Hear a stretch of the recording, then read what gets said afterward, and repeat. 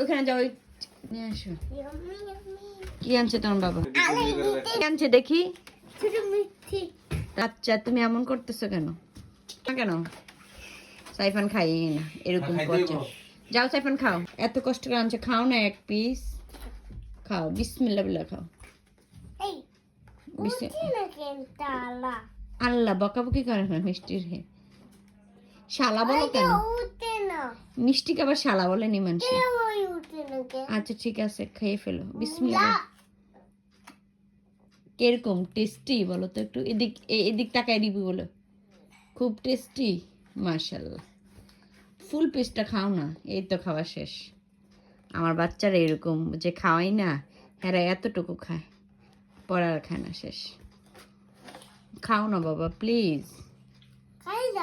খাইছো, এতটুকু খাওয়াকে বলে মানুষ। খেয়ে খেয়ে মোটো হয়ে যাও।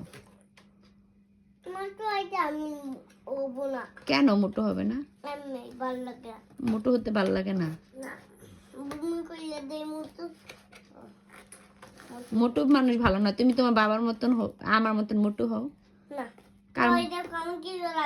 তুমি কার মতন থাকবে তাহলে? আব্বুর মতন চিকন থাকবা? ওরে আম্মুর মতন মোটো হবে না। এগুলো হচ্ছে আমার দুনো ছেলের চিহ্ন যে আমার দুনো ছেলে এই রুমে আছে। সবগুলো রুম অনেক ক্লিন পরিষ্কার, বাট আমার রুমগুলো এরকম কারণে আমার বাচ্চারা খেলে ইচ্ছা মতন রং করছে। আগে সাইফান করতো দেওয়ালে, এখন আবার করে না, এখন সাফনের পালা। এইগুলো সাফনও করে না, এগুলো সাইফানের চিহ্ন। আমার অনেক ভালো লাগে। ইনশাল্লাহ একদিন বড় হয়ে যাবে, ইনশাল্লাহ আবার রং কালার করব, কালার করে রুম ক্লিন করে ফেলবো, কিন্তু এই স্মৃতিগুলো এখন থাকুক।